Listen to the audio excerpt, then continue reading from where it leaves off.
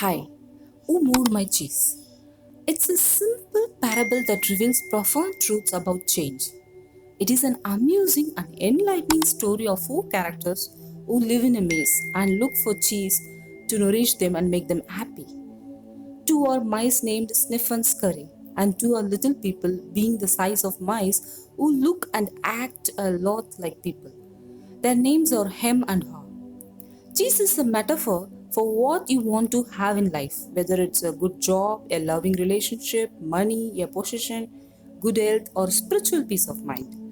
And the maze is where you look for what you want, the organization you work in, or the family, or the community you live in. In the story, the characters are faced with unexpected change. Eventually, one of them deals with it successfully and writes what he has learned from his experience on the maze walls. When you come to see the handwriting on the wall, you can discover for yourself how to deal with change so that you can enjoy less stress and more success. Written for all ages, this story takes less than an hour to read, but its unique insights can last for a lifetime. Introduction. Parts of all of us. The four imaginary characters depicted in this story, the mice, Sniff and Scurry, and the little people, Hem and Haw, are intended to represent the simple and the complex part of ourselves, regardless of our age, gender, race, or nationality. Sometimes we may act like Sniff, who sniffs out change early, or Scurry, who scurries into action, or Hem, who denies and resists change as he fears it will lead to something worse, or Ha, who learns to adapt in time when he sees changing can lead to something better. Whatever part of us we choose to use, we all share something in common and need to find our way in the maze and succeed in changing times. A gathering, Chicago. One sunny Sunday in Chicago, several former classmates who were good friends in school gathered for lunch, having attended their high school reunion the night before. They wanted to hear more about what was happening in each other's lives. After a good deal of kidding and a good meal, they settled into an interesting conversation. Hengela, who had been one of the most popular people in the class, said, "Life sure turned out differently than I thought it would when we were in school. A lot has changed." "It certainly has," Nathan echoed. They knew he had gone into his family's business, which had operated pretty much the same and had been a part of the local community for as long as they could remember. So, they were surprised when he seemed concerned. He asked, "But have you noticed how we don't want to change when things change?" Carlos said, "I guess we resist changing because we are afraid of change." "Carlos, you were captain of the football team," Jessica said. "I never thought I would hear you say anything about being afraid." They all laughed as they realized that although they had gone off in different directions, from working at home to managing companies, they were experiencing similar feelings. Everyone was trying to cope with the unexpected changes that were happening to them in recent years, and most admitted that they did not know a good way to handle them. Then Michael said, "I used to be afraid of change. When a big change came along in our business, we didn't know what to do. So we didn't adjust and we almost lost it. That is," he continued, "until I heard a funny little story that changed everything." "How so?" Nathan asked. "Well, the story changed the way I looked at change, from losing something to gaining something. And it showed me how to do it. After that, things quickly improved at work and in my life." At first, I was annoyed with the obvious simplicity of the story because it sounded like something we might have been told in school. Then, I realized I was really annoyed with myself for not seeing the obvious and doing what works when things change. When I realized the four characters in the story represented the various parts of myself, I decided who I wanted to act like, and I changed. Later, I passed the story on to some people in our company, and they passed it on to others. And soon our business did much better because most of us adapted to change better. And like me, many people said it helped them in their personal lives. However, there were a few people who said they got nothing out of it. They either knew the lessons and were already living them, or more commonly, they thought they already knew everything and didn't want to learn. They couldn't see why so many others were benefiting from it. When one of our senior executives, who was having difficulty adapting, said the story was a waste of time, other people kidded him, saying they knew which character he was in the story, meaning the one who learned nothing new and did not change. What's the story? Angela asked. It's called Who Moved My Cheese? The group laughed. I think I like it already, Carlos said. Would you tell us the story? Maybe we can get something from it. Sure, Michael replied. I would happy to. It doesn't take long. And so he began. The story. Once, long ago in a land far away, there lived four little characters who ran through a maze looking for cheese to nourish them and make them happy. Two were mice named Sniff and Scurry, and two were little people, beings who were as small as mice but who looked and acted a lot like people today. Their names were Hem and Haw. Due to their small size, it would be easy not to notice what the four of them were doing. But if you looked closely enough, you would discover the most amazing things. Every day, the mice and the little people spent time in the maze looking for their own special cheese. The mice, Sniff and Scurry, possessing simple brains and good instincts, searched for the odd nibbling cheese they liked, as mice often do. The two little people, Hem and Haw, used their complex brains filled with many beliefs and emotions to search for a very different kind of cheese with a capital C, which they believed would make them feel happy and successful. As different as the mice and little people were, they shared something in common. Every morning, they each put on their jogging suits and running shoes, left their little homes, and raced out into the maze looking for their favorite cheese. The maze was a labyrinth of corridors and chambers, some containing delicious cheese. But there were also dark corners and blind alleys leading nowhere. It was an easy place for anyone to get lost. However, for those who found their way, the maze held secrets that let them enjoy a better life. The mice, Sniff and Scurry, used the simple trial and error method of finding cheese. They ran down one corridor, and if it proved empty, they turned and ran down another. They remembered the corridors that held no cheese and quickly went into new areas. Sniff would smell out the general direction of the cheese using his great nose, and Scurry would raise her head. They got lost, as you might expect, went off in the wrong direction, and often bumped into walls. But after a while, they found their way. Like the mice, the two little people, Hem and Haw, also used the ability to think and learn from their past experiences. However, they relied on their complex brains to develop more sophisticated methods of finding cheese.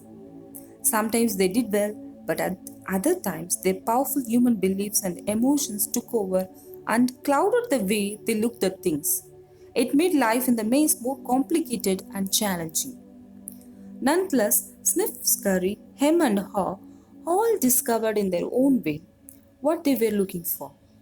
They each found their own kind of cheese one day at the end of one of the corridors in Cheese Station C. Every morning after that, the mice and the little people dressed in their running gear and headed over to Cheese Station C. It wasn't long before they each established their own routine. Sniff and Scurry continued to wake up early every day and race through the maze, always following the same route. When they arrived at their destination, the mice took off their running shoes, tied them together, and hung them around their necks so they could get to them quickly whenever they needed them again. Then they enjoyed the cheese. In the beginning, Hem and Haw also raced to a cheese station C every morning to enjoy the tasty new morsels that awaited them. But after a while, a different routine set in for the little people. Hem and Haw awoke each day a little later, dressed a little slower, and walked to cheese station C. After all, they knew where the cheese was now and how to get there. They had no idea where the cheese came from or who put it there. They just assumed it would be there. As soon as Hem and Haw arrived at cheese station C each morning, they settled in and made themselves at home. They hung up their jogging suits, put away their running shoes, and put on their slippers. They were becoming very comfortable now that they had found the cheese. This is great, Hem said. There is enough cheese here to last us forever. The little people felt happy and successful and thought they were now secure. It wasn't long before Hem and Haw regarded the cheese they found at Cheese Station C as their cheese. It was such a large store of cheese that they eventually moved their homes to be closer to it and built a social life around it. To make themselves feel more at home, Hem and Haw decorated the walls with saying and even drew pictures of cheese around them which made them smile. One read, "Having cheese makes you happy." Sometimes Hem and Haw would take their friends by to see their pile of cheese at Cheese Station C and point to it with pride saying, "Pretty nice cheese, huh?" Sometimes they shared it with their friends and sometimes they didn't. "We deserve this cheese," Hem said. "We certainly had to work long and hard enough to find it." He picked up a nice fresh piece and ate it. Afterward, M fell asleep, as he often did. Every night, the little people would waddle home full of cheese, and every morning they would confidently return for more. This went on for quite some time. After a while, Hem's and Haw's confidence grew into the arrogance of success. Soon they became so comfortable they didn't even notice what was happening. As time went on, Sniff and Scurry continued their routine. They arrived early each morning and sniffed and scratched and scurried around Cheese Station C, inspecting the area to see if there had been any changes from the day before. Then they would sit down to nibble on the cheese. One morning, they arrived at Cheese Station C and discovered there was no cheese. They weren't surprised, since Sniff and Scurry had noticed the supply of cheese had been getting smaller every day. They were prepared for the inevitable and knew instinctively what to do. They looked at each other, removed the running shoes they had tied together and hung conveniently around their necks, put them on their feet, and laced them up. The mice did not overanalyze things. To the mice, the problem and the answer were both simple. The situation at Cheese Station C had changed, so Sniff and Scurry decided to change. They both looked out into the maze. Then Sniff lifted his nose, sniffed, and nodded to Scurry, who looked off running through the maze, while Sniff followed as fast as he could. They were quickly off in search of a new cheese. Later that same day, Hem and Haw arrived at Cheese Station C. They had not been paying attention to the small changes that had been taking place each day, so they took it for granted the cheese would be there. They were unprepared for what they found. "What? No cheese?" Hem held. He continued yelling, "No cheese? No cheese?" as though if he shouted loud enough, someone would put it back. "Who moved my cheese?" he hollered. Finally, he put his hands on his hips. His face turned red and he screamed at the top of his voice, "It's not fair." Haw just shook his head in disbelief. He too had counted on finding cheese at Cheese Station C. He stood there for a long time, frozen with shock. He was just not ready for this. Hem was yelling something, but Haw didn't want to hear it. He didn't want to deal with what was facing him, so he just turned everything out. The little people's behavior was not very attractive or productive, but it was understandable. Finding cheese wasn't easy, and it meant a great deal more to the little people than just having enough of it to eat every day. Finding cheese was the little people's way of getting what they thought they needed to be happy. They had their own ideas of what cheese meant to them, depending on their taste. For some, finding cheese was having material things. For others, it was enjoying good health or developing a spiritual sense of well-being. For her, cheese just meant feeling safe, having a loving family someday, and living in a cozy cottage on Cheddar Land. To him, cheese was becoming a big cheese in charge of others and owning a big house atop Camembert Hill. Because cheese was important to them, the two little people spent a long time trying to decide what to do. All they could think of was to keep looking around Cheeseless Station C to see if the cheese was really gone. While Sniff and Scurry had quickly moved on, Hem and Haw continued to hem and haw. They ranted and raved at the injustice of it all. "I've started to get depressed. What would happen if the cheese wasn't there tomorrow? He had made future plans based on this cheese. The little people couldn't believe it. How could this have happened? No one had warned them. It wasn't right. It was not the way things were supposed to be. Hem and Ha went home that night angry and discouraged. But before they left, Ha wrote on the wall, "The more important your cheese is to you, the more you want to hold on to it." The next day, Hem and Ha left their homes and returned to Cheese Station C again, where they still expected somehow to find their cheese. The situation hadn't changed. The cheese was no longer there. The little people didn't know what to do. Hem and Ha just stood there, immobilized like two statues. Hart shut his eyes as tight as he could and put his hands over his ears. He just wanted to block everything out. He didn't want to know the cheese supply had gradually been getting smaller. He believed it had been moved all of a sudden. Him analyzed the situation over and over, and eventually his complicated brain, with its huge belief system, took hold. "Why did they do this to me?" he demanded. "What's really going on here?" Finally, Ha opened his eyes, looked around and said, "By the way, where are Sniff and Scurry? Do you think they know something we don't?" Him scoffed. "What would they know?" Hem continued, "They're just mice. They just respond to what happens. We are little people. We are smarter than mice. We should be able to figure this out." "I know we are smarter," Ha said, "but we don't seem to be acting smarter at the moment. Things are changing around here, Hem. Maybe we need to change and do things differently." "Why should we change?" Hem asked. "We are little people. We are special. This sort of thing should not happen to us. Or if it does, we should at least get some benefit." "Why should we get benefits?" Ha asked. "Because we are entitled," Hem claimed. "Entitled to what?" Ha wanted to know. "We are entitled to our cheese." "Why?" Ha asked again. "Because we didn't cause this problem," Hem said. "Somebody else did this and we should get something out of it." Ha suggested, "Maybe we should simply stop analyzing the situation so much and go find some new cheese." "Oh no," Hem argued. "I'm going to get to the bottom of this."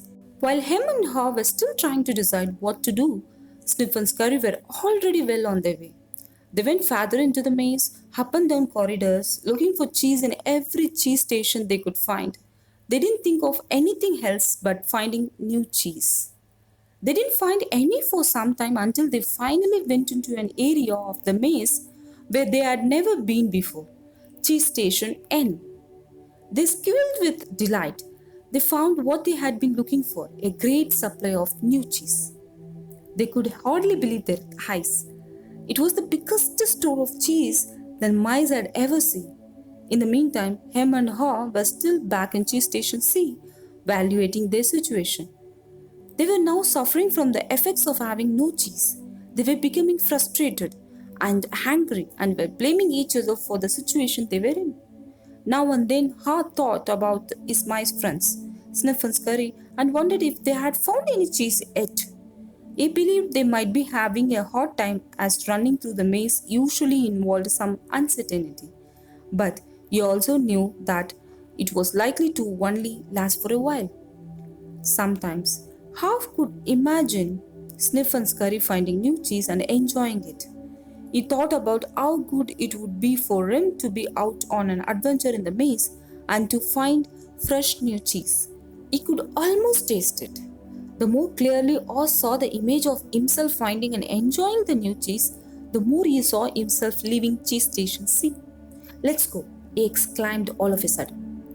"No," Hem quickly responded. "I like it here. It's comfortable. It's what I know. Besides, it's dangerous out there." "No, it isn't," How argued. "We have run through many parts of the maze before and we can do it again." "I'm getting too old for that," Hem said. "And I'm afraid I'm not interested in getting lost and making a fool of myself. Or you?" With that, Off's fear of failing returned and his hope of finding new cheese faded. So every day the little people continued to do what they had done before. They went to Cheese Station C, found no cheese, and returned home, carrying their worries and frustrations with them. They tried to deny what was happening but found it harder to get to sleep, had less energy the next day, and were becoming irritable. Their homes were not the nurturing places they once were. The little people had difficulty sleeping and were having nightmares about not finding any cheese. But Hem and Haw still returned to Cheese Station C and waited there every day. Hem said, "You know, if we just work harder, we'll find that nothing has really changed that much. The cheese is probably nearby. Maybe they just hid it behind the wall." The next day, Hem and Haw returned with tools. Hem held the chisel while Haw banged on the hammer until they made a hole in the wall of a cheese station C. They peered inside but found no cheese. They were disappointed but believed they could solve the problem. So they started earlier, stayed longer, and worked harder. But after a while, all they had was a large hole in the wall. How was beginning to realize the difference between activity and productivity. Maybe, Hem said, we should just sit here and see what happens. Sooner or later, they have to put the cheese back. How wanted to believe that, so each day he went home to rest and returned reluctantly with Hem to cheese station C. But cheese never reappeared. By now, the little people were growing weak from hunger and stress. How was getting tired of just waiting for their situation to improve. He began to see that the longer they stayed in the cheeseless station, the worse off they would be. Ha knew they were losing their edge. Finally, one day, Ha began laughing at himself. Hem, look at us. We keep doing the same things over and over again and wonder why things don't get better. If this wasn't so ridiculous, it would be even funnier. Hem did not like the idea of having to run through the maze again because he knew you would get lost and have no idea where you would find any cheese. But he had to laugh at his folly when he saw what his fear was doing to him. Ha asked Hem, "Where did we put our running shoes?" It took a long time to find them because they had put everything away when they found their cheese at cheese station C, thinking they wouldn't be needing them anymore. As M saw his friend getting into his running gear, he said, "You are not really going out into the maze again, are you?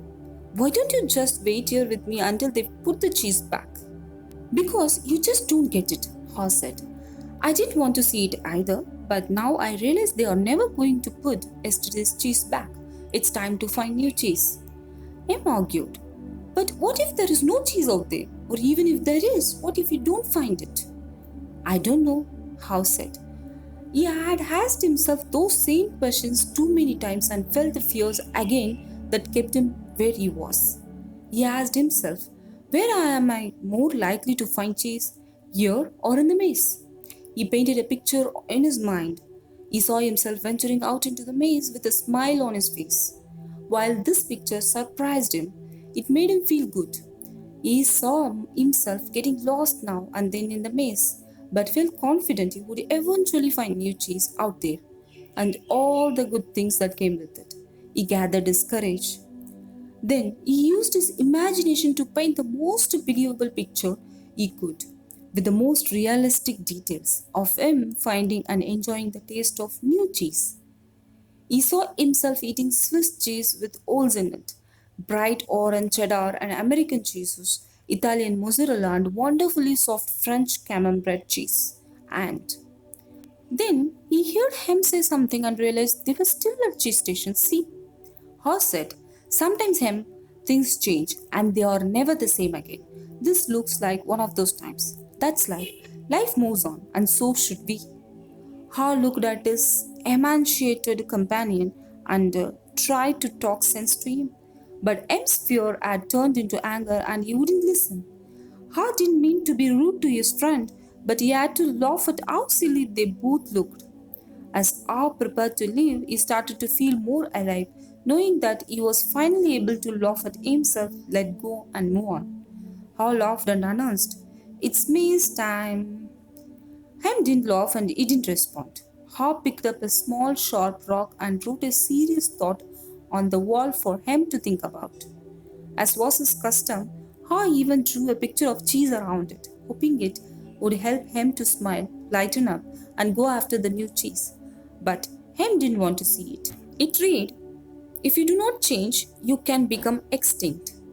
Then Ha stuck his head out and peered anxiously into the maze. He thought about how he had gotten himself into this cheeseless situation. He had believed that there may not be any cheese in the maze, or he may not find it. Such fearful beliefs were immobilizing and killing him. Ha smiled.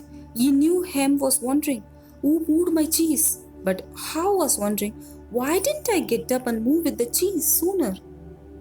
As he started out into the maze, Ha looked back to where he had come from and felt its comfort. He could feel himself being drawn back into the familiar territory, even though he hadn't found cheese here for some time. Ha became more anxious and wondered if he really wanted to go out into the maze. He wrote a saying on the wall ahead of him and stared at it for some time. What would you do if you weren't afraid? He thought about it. He knew sometimes some fear can be good. When you are afraid things are going to get worse if you don't do something, it can prompt you into action. But it is not good when you are so afraid that it keeps you from doing anything. He looked to his right, to the part of the maze where he had never been, and felt the fear. Then he took a deep breath, turned right into the maze, and jogged slowly into the unknown. As he tried to find his way, Ha worried at first that he might have waited too long in cheese station C. He hadn't had any cheese for so long that he was now weak. It took him longer and it was more painful than usual to get through the maze. He decided that if he ever got the cheese again, he would get out of his comfort zone and adapt to change sooner.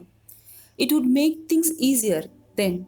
Ha smiled a weak smile as he thought, better late than never. During the next several days, Ha found a little cheese here and there, but nothing that lasted very long. He had hoped to find enough cheese to take some back to him and encourage him to come out into the maze. But Ha didn't feel confident enough yet. He had to admit he found it confusing in the maze. Things seemed to have changed since the last time he was out there. Just when he thought he was getting ahead, he would get lost in the corridors. It seemed his progress was two steps forward and one step backward. It was a challenge, but he had to admit that being back in the maze hunting for cheese wasn't nearly as bad as he feared it might be. As time went on, he began to wonder if it was realistic for him to expect to find new cheese. He wondered if he had bitten off more than he could chew. Then he laughed, realizing that he had nothing to chew on at that moment. Whenever he started to get discouraged, he reminded himself that what he was doing, as uncomfortable as it was at the moment, was in reality much better than staying in the cheeseless situation. He was taking control rather than simply letting things happen to him. Then he reminded himself if Sniff and Scurry could move on, so could he. Later, as all looked back on things, he realized that the cheese at Cheese Station C had not just disappeared overnight, as he had once believed. The amount of cheese that had been there toward the end had been getting smaller, and what was left had grown old. It didn't taste as good. Mold may even have begun to grow on the old cheese. Although he hadn't noticed it, he had to admit, however, that if he had wanted to, he probably could have seen what was coming. But he didn't. Ha now realized that the change probably would not have taken him by surprise if he had been watching what was happening all along and if he had anticipated change. Maybe that's what Sniff and Scurry had been doing. He decided he would stay more alert from now on. He would expect change to happen and look for it. He would trust his basic instinct to sense when change was going to occur and be ready to adapt to it. He stopped for a rest and wrote on the wall of the maze, "Smell the cheese often so you know when it is getting old." Sometimes later, after not finding cheese for what seemed like a long time, Howe finally came across a huge cheese station, which looked promising. When he went inside, however, he was most disappointed to discover the cheese station was empty. This empty feeling had happened to me too often, he thought. He felt like giving up. Howe was losing his physical strength. He knew he was lost and was afraid he would not survive. He thought about turning around and heading back to Cheese Station C. At least, if he made it back and him was still there, how would he be alone? Then he asked himself the same question again. What would I do if I weren't afraid? Or thought he was past his fear, but he was afraid more often than he liked to admit, even to himself. He wasn't always sure what he was afraid of, but in his weakened condition, he knew now he was simply fearful of going on alone. Hart didn't know it, but he was running behind because he was still weighing down by fearful beliefs. Hart wondered if M had moved on or if he was still paralyzed by his own fears. Then Hart remembered the times when he had felt his best in the maze. It was when he was moving along. He wrote on the wall, knowing it was as much a reminder to himself as it was a marking for his friend him, hopefully to follow. Movement in a new direction helps you find new cheese. Hal looked down the dark passageway and was aware of his fear. What lay ahead? Was it empty? Or worse, were there dangers lurking? He began to imagine all kinds of frightening things that could happen to him. He was scaring himself to death. Then he laughed at himself. He realized his fears were making things worse. So he did what he would do if he weren't frightened. He moved in a new direction. As he started running down the dark corridor, he began to smile. Hart didn't realize it yet, but he was discovering what nourished his soul. He was letting go and trusting what lay ahead for him, even though he did not know exactly what it was. To his surprise, Hart started to enjoy himself more and more. Why do I feel so good? He wondered. I don't have any cheese and I don't know where I'm going. Before long, he knew why he felt good. He stopped to write again on the wall. When you stop being afraid, you feel good. Hart realized he had been held captive by his own fear. Moving in a new direction had freed him. Now he felt the cool breeze that was blowing in this part of the maze, and it was refreshing. He took in some deep breaths and felt invigorated by the moment. Once he had gotten past his fear, it turned out to be more enjoyable than he once believed it could be. Ha hadn't felt this way for a long time. He had almost forgotten how much fun it was to go for it. To make things even better, Ha started to paint a picture in his mind again. He saw himself in a great realistic detail, sitting in the middle of a pile of all his favorite cheese from cheddar to brie.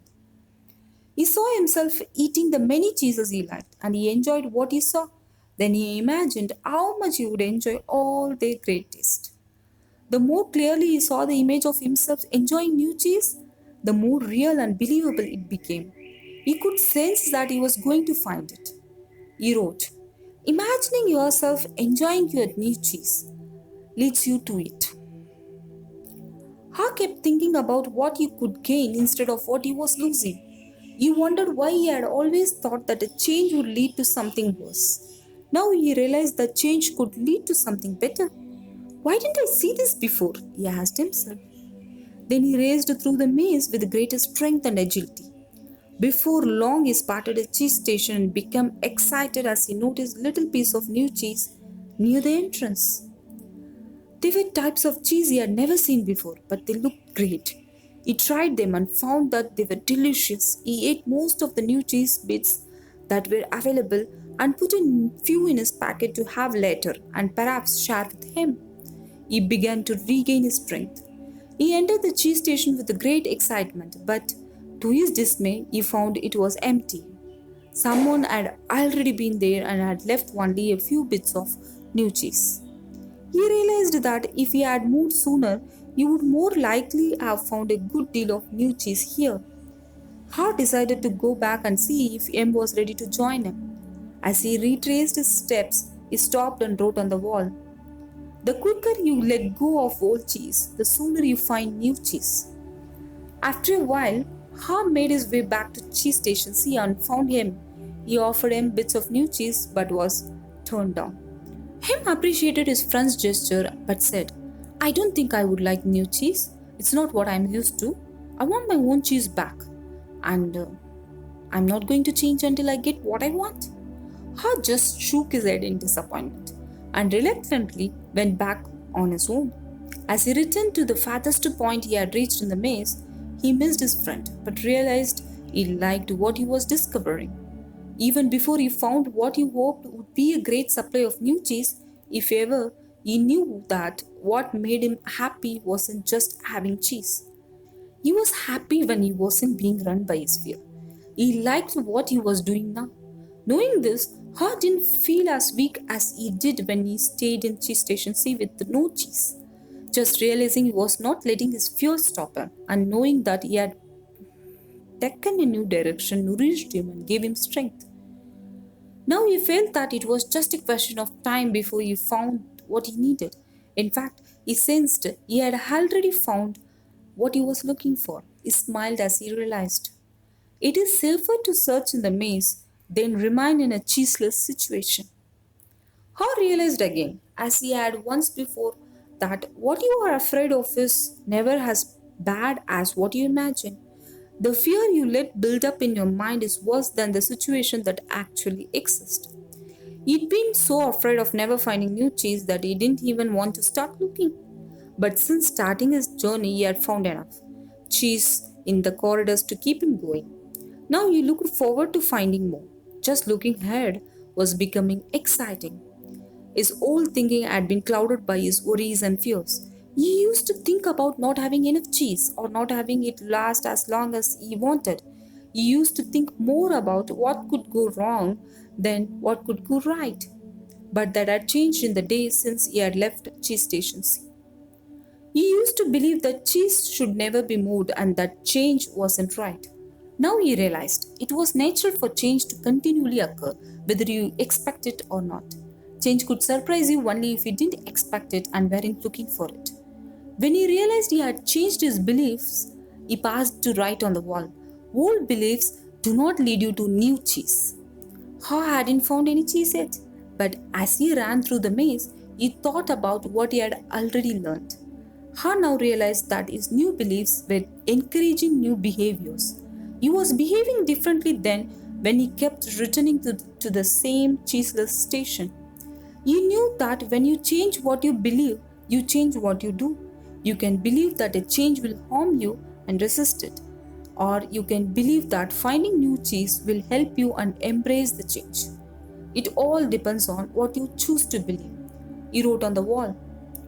When you see that you can find and enjoy new cheese, you change course. Han knew he would be in a better shape now if he had dealt with the change much sooner and left cheese station C earlier. He would feel stronger in body and spirit, and he could have coped better with the challenge of finding new cheese. In fact, he probably would have found it by now if he had expected the change, rather than wasting time denying that the change had already taken place. He used his imagination again and saw himself finding and savoring new cheese. He decided to proceed into the more unknown parts of the maze and found little bits of cheese here and there. Haw began to regain his strength and confidence. As he thought back on where he had come from, Haw was glad he had written on the wall in many places. He trusted that it would serve as a marked trail for him to follow through the maze if he ever chose to leave cheese station C. Haw just hoped he was heading in the right direction. He thought about the possibility that M would read the handwriting on the wall and find his way. He wrote on the wall what he had been thinking about for some time. Noticing small changes early helps you adapt to the bigger changes that are to come. By now, Haw had let go of the past and was adapting to the present. He continued on through the maze with the greatest strength and speed, and before long it happened. When it seemed like he had been in the maze forever, his journey, or at least this part of this journey, ended quickly and happily. Haw proceeded along a corridor that was new to him, rounded a corner, and found new cheese at cheese station N. When he went inside, he was startled by what he saw. Piled high everywhere was the greatest supply of cheese he had ever seen. He didn't recognize all that he saw, as some kind of cheese were new to him. Then he wondered for a moment whether it was real or just his imagination until he saw his old friends Sniff and Scurry. Sniff welcomed Haw with a nod of his head and Scurry waved his paw. Their fat little bellies showed that they had been here for some time. Haw quickly said his hellos and soon took bites of every one of his favorite cheeses. He pulled off his shoes, tied the lace together, and hung them around his neck in case he needed them again. Sniff and Scurry laughed. They nodded their heads in admiration. Then Ha jumped into the new cheese. When he had eaten his fill, he lifted a piece of fresh cheese and made a toast. Hooray for change! As Ha enjoyed the new cheese, he reflected on what he had learned. He realized that when he had been afraid to change, he had been holding on to the illusion of old cheese that was no longer there. So, what was it that made him change? Was it the fear of starving to death?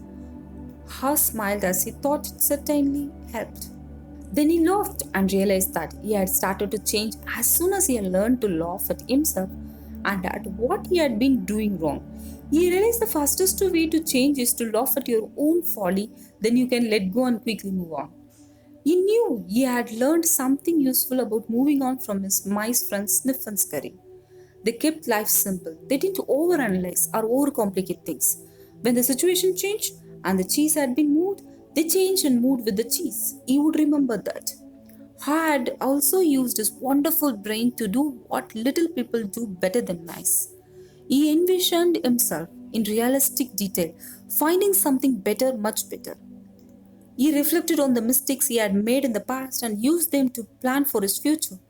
He knew that you could learn to deal with change. You could be more aware of the need to keep things simple, be flexible, and move quickly. You did not need to overcomplicate matters or confuse yourself with fearful beliefs. You could notice when the little changes began so that you could be better prepared for the big change that might be coming. He knew he needed to adapt faster, for if you do not adapt in time, you might as well not adapt at all. He had to admit that the biggest inhibitor to change lies within yourself and that nothing gets better until you change. Perhaps most importantly, he realized that there is always new cheese out there, whether you recognize it at the time or not, and that you are rewarded with it when you go past your fear and enjoy the adventure. He knew some fear should be respected as it can keep you out of real danger. But he realized most of his fears were irrational and had kept him from changing what he needed to. He didn't like it at the time, but he knew that the change had turned out to be a blessing in disguise as it led him to find better cheese. He had even found a better part of himself. As R recalled what he had learned, he thought about his friend Hem. He wondered if M had read any of his sayings or had written on the wall at Cheese Station C and throughout the maze. Had Hem ever decided to let go and move on? Had he ever entered the maze and discovered what would make his life better? Or was M still hemmed in because he would not change? Ha thought about going back again to Cheese Station C to see if he could find him, assuming that R could find his way back there. If he found him, he thought he might be able to show him how to get out of his predicament. But Ha realized that he had already tried to get his friend to change. Hem had to find his own way, behind his comforts and past his fears. No one else could do it for him or talk him out into it. He somehow had to see the advantage of changing himself. Ha knew he had left a trail for him and that he could find his way if he could just read the handwriting on the wall. He went over and wrote down a summary of what he had learned on the largest wall of Cheese Station N. He drew a large piece of cheese around all the insights he had become aware of and smiled as he looked at what he had learned. The handwriting on the wall. Change happens. They keep moving the cheese. Anticipate change. Get ready for the cheese to move. Monitor change. Smell the cheese often so you know when it is getting old. Adapt to change quickly. The quicker you let go of old cheese, the sooner you can enjoy new cheese. Change. Move with the cheese. Enjoy change. Savor the adventure and enjoy the taste of new cheese. Be ready to change quickly and enjoy it again and again. They keep moving the cheese. Ha realized how far he had come since he had been with him in Cheese Station C, but knew it would be easy for him to slip back if he got too comfortable. So each day he inspected Cheese Station N to see what the condition of his cheese was. He was going to do whatever he could to avoid being surprised by unexpected change. While Haw still had a great supply of cheese, he often went out into the maze and explored in new areas to stay in touch with what was happening around him. He knew it was safer to be aware of his real choices than to isolate himself in his comfort zone. Then, Ha heard what he thought was the sound of movement out in the maze. As the noise grew louder, he realized that someone was coming. Could it be that Hem was arriving? Was he about to turn the corner? Ha said a little prayer and hoped, as he had many times before, that maybe at last his friend was finally able to move with the cheese and enjoy it. The end. Or is it a new beginning? Her discussion. Later that same day. When Michael finished telling the story, he looked around the room and saw his former classmates smiling at him. Several thanked him and said they got a good deal out of the story. Nathan asked the group, "What do you think of getting together later and maybe discussing it?" Most of them said they would like to talk about it, and so they arranged to meet later for a drink before dinner. That evening, as they gathered in a hotel lounge, they began to kid each other about finding their cheese and seeing themselves in the maze. Then Angela asked the group good-naturedly, "So, who were you in the story? Sniff, Scurry, Hem, or Ha?" Carlos answered, "Well, I was thinking about that this afternoon.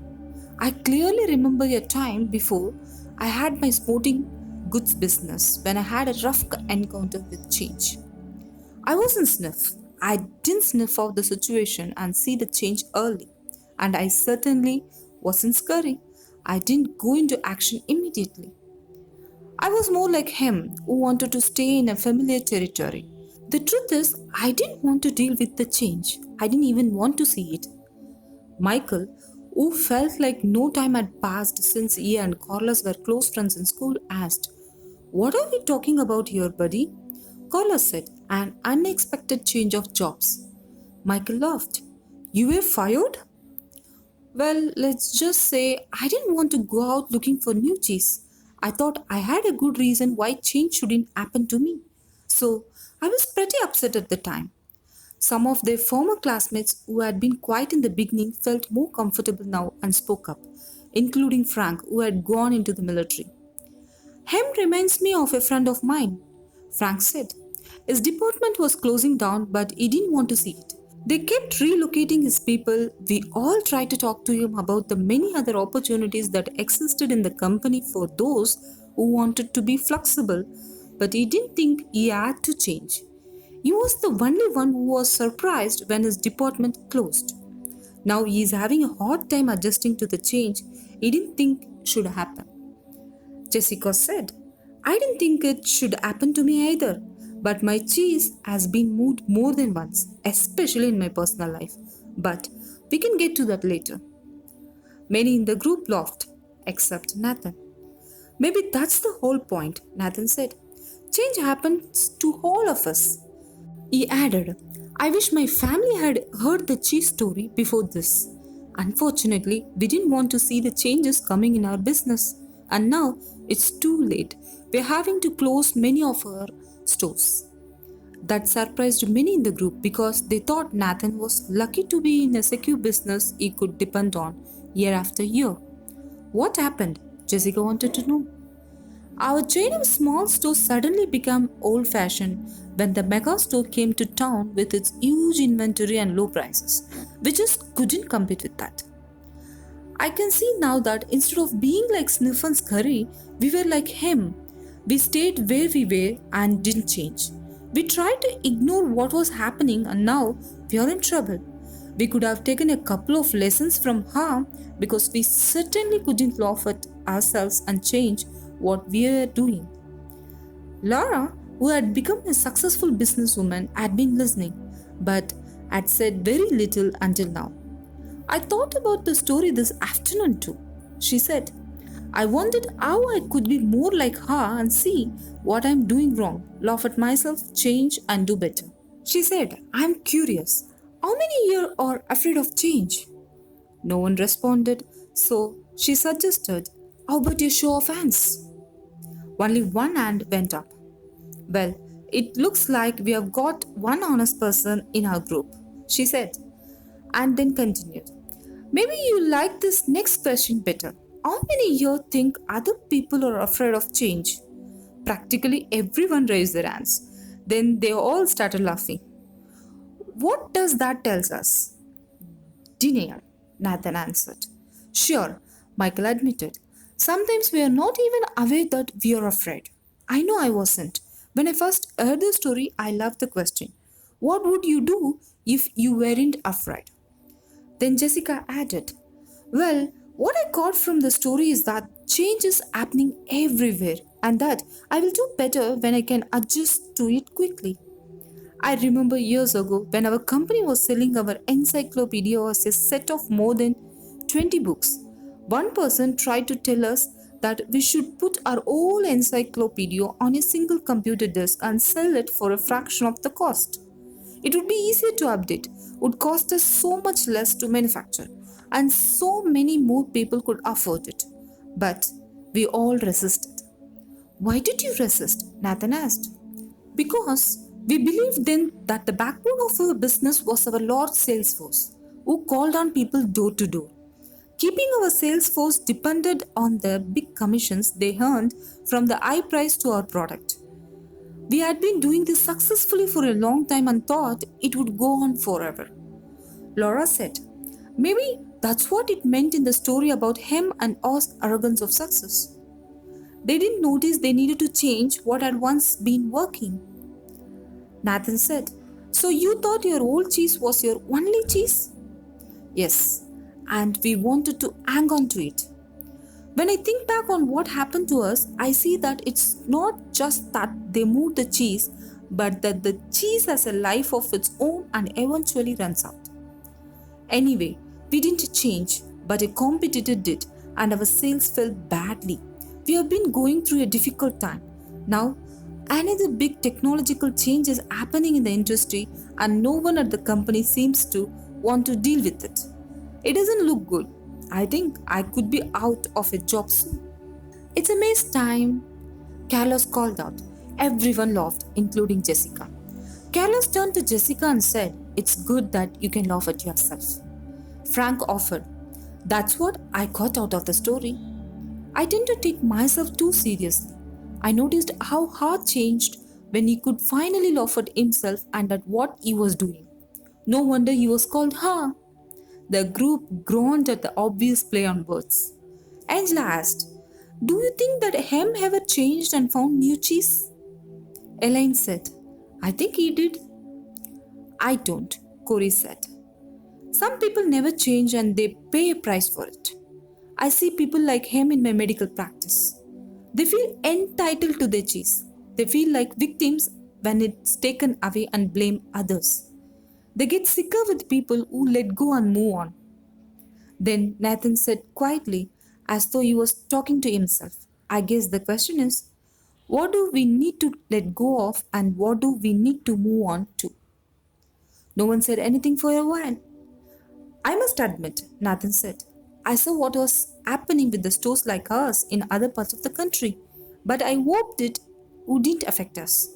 I guess it's a lot better to initiate change while you can than it is to try to react and adjust to it. Maybe we should move our own cheese. What do you mean? Frank asked. Nathan answered, I cannot help but wonder where we would be today if we had sold the real estate under all our old stores and built one great modern store to compete with the best of them. Laura said, maybe that's what Hart meant when he wrote on the wall, savor the adventure and move with the cheese. Frank said, I think some things shouldn't change. For example, I want to hold on to my basic values, but I realize now that I would be better off if I had moved with the cheese a lot sooner in my life. Well, Michael, it was a nice little story, Richard, the class skeptic said. But how did you actually put it into use in your company? The group didn't know it yet, but Richard was experiencing some changes himself. Recently separated from his wife, he was now trying to balance his career with raising his teenagers. Michael replied, I thought my job was just to manage the daily problems as they came up, when what I should have been doing was looking ahead and paying attention to where we were going. And boy, did I manage those problems 24 hours a day. I wasn't a lot of fun to be around. I was in a rat race and I couldn't get out. Laura said, "So you were managing when you needed to be leading." "Exactly," Michael said. "Then, when I heard the story of who moved my cheese, I realized my job was to paint a picture of new cheese that we would all want to pursue, so we could enjoy changing and succeeding, whether it was at work or in life." Nathan asked, "What did you do at work?" "Well, when I asked people in our company who they were in the story, I saw we had every one of the four characters in our organization.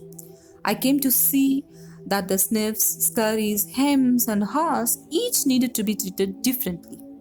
Our sniffs could sniff out changes in the marketplace, so they helped us update our corporate vision.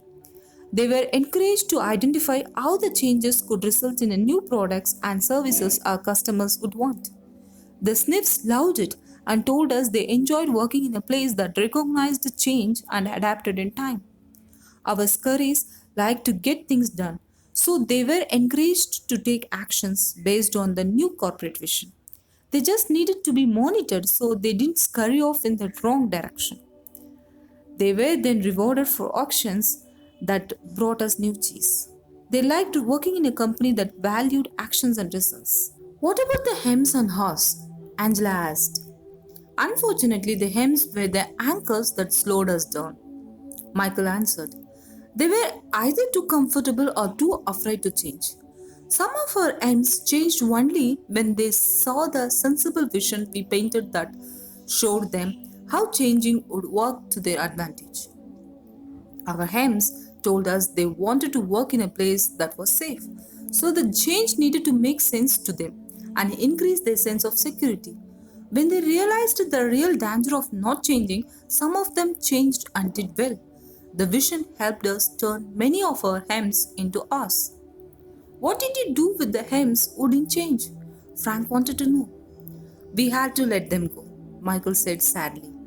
"We wanted to keep all our employees, but we knew if our business didn't change quickly enough, we would all be in trouble." Then he said, "The good news is that while our hearts were initially hesitant, they were open-minded enough to learn something new, act differently, and adapt in time to help us succeed. They came to expect change and actively look for it because they understood human nature. They helped us paint a realistic vision of new cheese that made a good sense to practically everyone. They told us they wanted to work in an organization that gave people the confidence and tools to change. And they helped us keep our sense of humor as we went after our new cheese."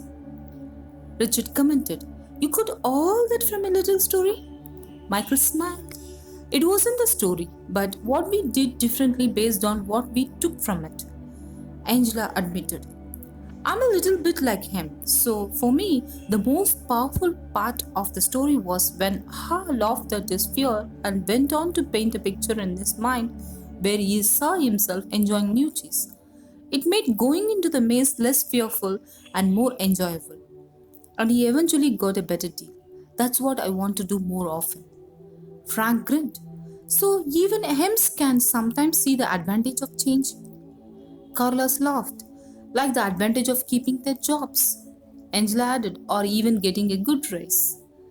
Richard, who had been frowning during the discussion, said, "My manager's been telling me our company needs to change. I think what she is really telling me is that I need to, but I haven't wanted to hear it. I guess I never really knew what the new cheese was that she was trying to move us to, or how could I gain from it." A slight smile crossed Richard's face as he said, "I must admit I like this idea of seeing new cheese and imagining yourself enjoying it. It lightens everything up. When you see how it can make things better, you get more interested in making the changes happen. Maybe I could use this in my personal life," he added. "My children seem to think that nothing in their lives should ever change. I guess they are acting like him. They are angry. They are probably afraid of what the future holds. Maybe I haven't painted a realistic picture of new cheese for them. Probably because I don't see it myself. The group was quiet as several people thought about their own lives. Well, Jessica said, most people here have been talking about jobs, but as I listened to the story, I also thought about my personal life. I think my current relationship is old cheese that has some pretty serious mold on it. Corey laughed in an agreement. Me too. I probably need to let go of a bad relationship. Angela countered. Or perhaps the old cheese is just old behavior. What we really need to let go of is the behavior that is the cause of our bad relationships, and then move on to a better way of thinking and acting. Ouch, Corey reacted. Good point. The new cheese is a new relationship with the same person. Richard said, I'm beginning to think there is more to this than I thought. I like the idea of letting go of old behavior instead of letting go of the relationship.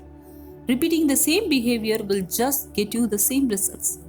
As far as work goes, maybe instead of changing jobs, I should be changing the way I'm doing my job. I would probably have a better position by now if I did.